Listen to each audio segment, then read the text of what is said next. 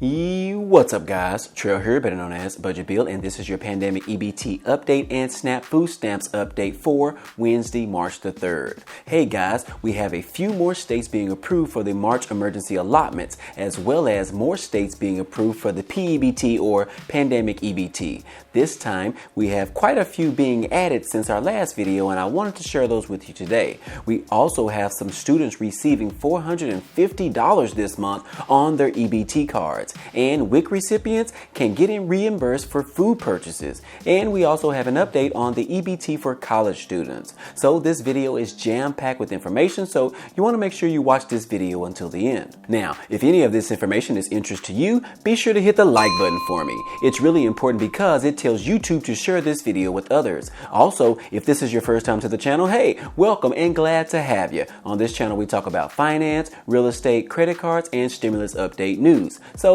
be sure to subscribe to the channel so that you can be a part of this community. It doesn't cost you a single dime for me to bring this information to you, and all I ask is for a simple press of the like button, as it really helps out the channel. Now, let's go ahead and jump right into the video. Okay guys, let's go ahead and start today off with the new states being approved for the SNAP emergency allotments for the month of March. We now have a total of about 20 states so far, and we also have their payout dates. So far we have Alaska, it's going to be on March the 1st through the 10th, California on April the 18th, Colorado March the 7th through the 12th, and DC is going to be on March the 10th and on April the 3rd. For Hawaii is going to be on April the 12th, Illinois March the 23rd through the 31st, Indiana is going to be on March the 5th through the 23rd on odd days. For Iowa, March the 1st through the 10th. Kansas, April the 15th through the 24th. Maine, March the 10th. Maryland, March the 1st through the 31st. We just don't have the exact date. Montana, March the 2nd through the 6th. New Jersey, March the 1st through the 5th. Rhode Island is going to be on March the 4th. Vermont, April the 15th. Virginia, March the 16th. Washington, March the 1st and the 2nd. And then it's going to be on staggered all the way through the 20th.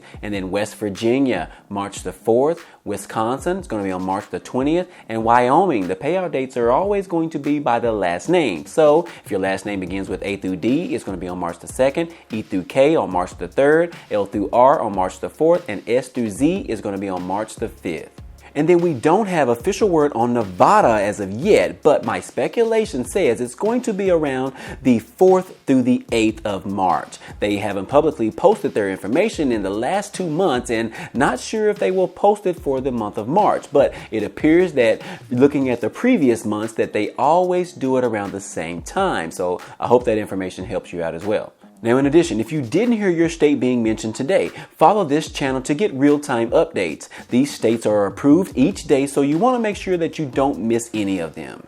Now, moving on, let's go ahead and talk about the additional states receiving federal approval for the P-EBT or the Pandemic EBT program for the 2020 through 2021 school year. We've actually had several states being added since the last video, but don't worry, I'm going to go over all of them right now. So far, we have Alaska, Arizona, Connecticut, Delaware, Florida, Illinois, Indiana, Kentucky, Maryland, Massachusetts, Michigan, Minnesota, New Mexico, North Carolina, Ohio, Puerto Rico, Rhode Island, South Carolina, Tennessee, Vermont, Washington, West Virginia, and Wisconsin. All of these states are participating in the Pandemic EBT program and have received their federal approval to do so, which means eligible students in these states will receive retroactive benefits on an EBT card. If you have 2 or more students, you will receive benefits for each child. These benefits are for students that are eligible to receive free or reduced school meals during the 2020 through 2021 school year, where they were unable to attend school due to the shutdowns, the hybrid setups, or the virtual school. This program will help those struggling through the pandemic right now. In addition, we received word that students in Chicago will be receiving a huge payment this month. The family of every Chicago public school student will be receiving more than $450 this month. And as I said, this is for every student regardless of either income or citizenship status. And on top of that, they will receive more money for the month of April. All of this is to help out with the increased pricing of foods, goods, goods and services that most individuals are experiencing right now. These funds will be sent out on new EBT cards. So if you live in Chicago and your children are eligible for the Pandemic EBT program, be sure you keep an eye on in the mail so that you don't miss out on these new EBT cards that may be arriving very soon. And also, guys, be sure to check your EBT cards balance more frequently. They are saying that multiple deposits on your cards happen either 2 to 3 times per month. So you want to make sure that you know what monies is available for you to purchase food items. Now, to the WIC recipients, if you were affected by those winter storms 2 weeks ago, here in Texas, perhaps you lost electricity and lost all of your food in your refrigerator. You can now claim that and get reimbursed for that food. This is part of the FEMA assistance program. WIC clients are able to get replacement benefits if their food was either lost or destroyed due to the winter storms. Clients have been reporting lost food due to the power outages or damaged pipes bursting in their homes, as well as flooding in their homes and or apartments. WIC is offering assistance in replacing those food items. If you were affected by the winter storms, I will include those phone numbers in the description down below. And you can also go to the WIC office website in your state. And last but not least, SNAP benefits have now been expanded to include college students. A temporary change in eligibility for the federal SNAP benefits will expand the program to qualifying college students. The stimulus bill that was passed in late December ended up expanding the SNAP or Supplemental Nutrition Assistance Program to certain college students. Most college students have always been excluded from food assistance programs like SNAP, which made it hard for them to actually qualify. But because of the influx of people affected by the pandemic, including college students, lawmakers wanted to broaden the eligibility requirements to allow more people to qualify for the program. The criteria for eligibility is that you must be enrolled in at least half time in school, your family contribution of 0 on the student's free application for federal student aid, or you must be in a work-study program. Now, because this new change is temporary, they are still urging Congress to make it a permanent change because of the hunger issues in this country. Now, the easiest way to get information on whether you qualify or not, request your financial aid award letter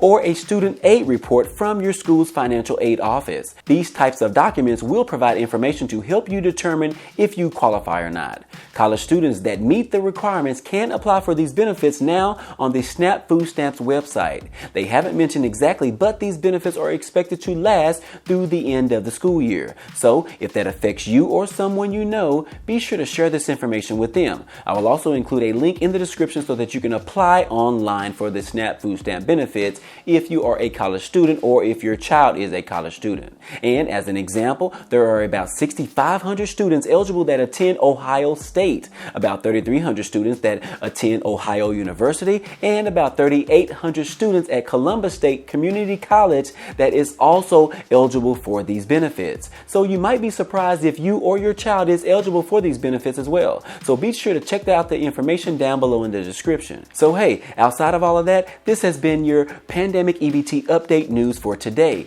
If you enjoyed any of this information or found it to be useful, be sure to hit the like button for me. It definitely helps out a lot and it tells YouTube to share this video with others. And if you haven't already, hit the subscribe button for me so that you can be a part of this community, and hit the notification bell to be notified of each new video. Again, hey, I appreciate you guys stopping by and watching, and I hope to see you on the next video. Peace.